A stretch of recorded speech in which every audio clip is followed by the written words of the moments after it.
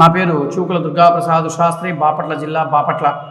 ఆంధ్రప్రదేశ్ రాష్ట్రము ముఖ్యమంత్రి వర్యులు వైఎస్ జగన్మోహన్ రెడ్డి గారు సంక్రాంతి సంబరాల్లో భాగంగా వారి నివాసం వద్ద పక్కనే, వారి ఇంటి ఉన్న పక్కనే ఒక భారీ సెట్టింగులతో ఒక నమూనాను తయారు చేసుకొని, వెంకటేశ్వర స్వామి వారి యొక్క సంక్రాంతి సంబరాలు చేసుకోవాలని నమూనాను తయారు చేసుకొని భారీ ఖర్చులతో ఎన్నికల వేళ రాజకీయ సంక్రాంతి సంబరాలు ప్రారంభం చేశారు.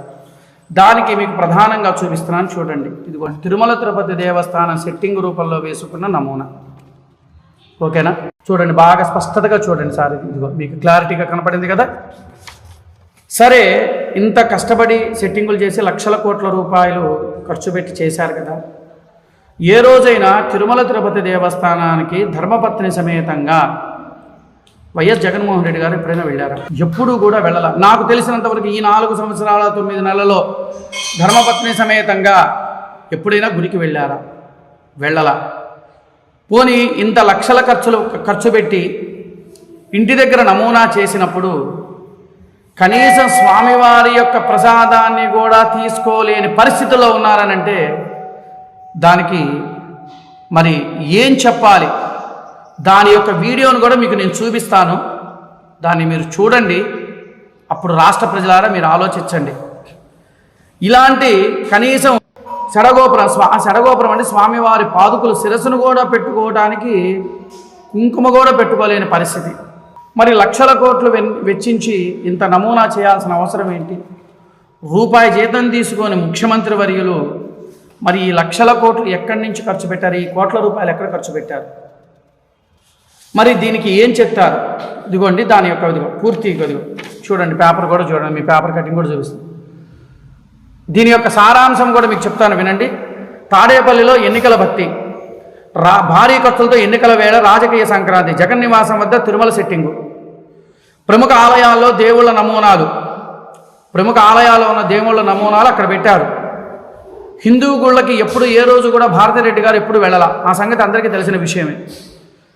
తిరుమల బ్రహ్మోత్సవాలకు జగన్మోహన్ రెడ్డి గారు ఒంటరిగానే వెళ్ళాడు తప్ప ధర్మపత్ని సమేతంగా ఎప్పుడూ వెళ్ళిన దాఖలాలు ఎక్కడా మనం చూడలేదు.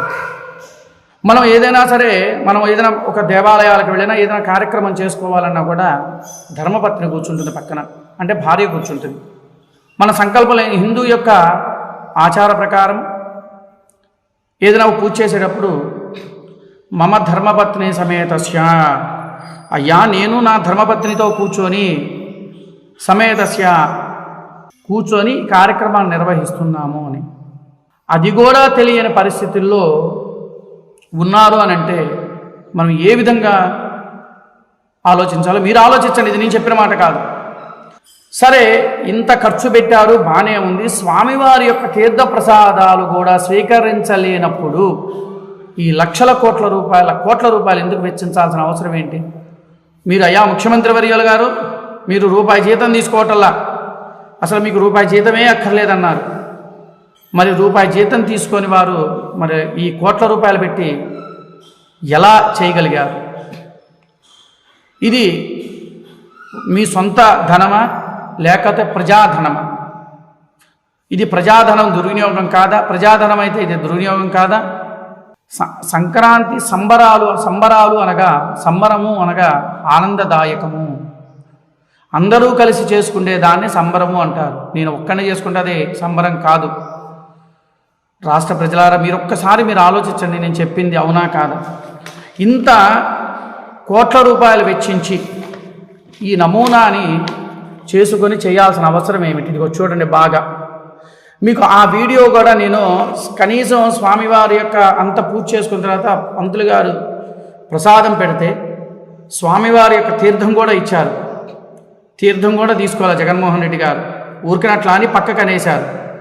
వారి యొక్క ధర్మపత్ని భారతిరెడ్డి గారు ప్రసాదం పెడితే ఆ యొక్క సెక్యూరిటీ వచ్చి పేపర్ కూడా ఇస్తే ఆ పేపర్లో పెట్టి తుడి చేసుకున్నారు. ఇదా హిందువుల యొక్క? అయ్యా మోడీ గారు, మీరా ఇలాంటి వాళ్ళని ప్రోత్సహిస్తుంది? మీరు ఒక్కసారి ఆలోచించండి. ఆ వీడియో మీకు చూపిస్తానండి రాష్ట్ర ప్రజలారా, మీరు చూడండి. చూసిన తర్వాత మీ అభిప్రాయాన్ని, ఇది ఎంతవరకు కరెక్టు అనేది రాష్ట్ర ప్రజలు మీరు ఆలోచించాలి. నమస్కారం. సర్వే జనా సుఖినో భవంతు, లోకా సమస్తా సుఖినో భవంతు.